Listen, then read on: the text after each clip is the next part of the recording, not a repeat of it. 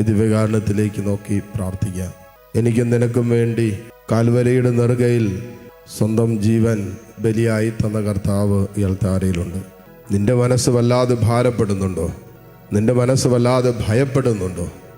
നാളെയെക്കുറിച്ച്, വരും ദിവസങ്ങളിൽ നിന്റെ ജീവിതത്തിൽ സംഭവിക്കാൻ പോകുന്ന അവസ്ഥകളെക്കുറിച്ച്, നിന്റെ സ്വപ്നങ്ങളെക്കുറിച്ച്, നിന്റെ ഭാവിയെക്കുറിച്ച്, നിന്റെ മക്കളെ ഓർത്ത്, കുടുംബത്തെ, വരുമാന മാർഗത്തേക്ക് ഓർത്ത് നിന്റെ മനസ്സ് ഭയപ്പെടുന്നുണ്ടോ, ഭാരപ്പെടുന്നുണ്ടോ?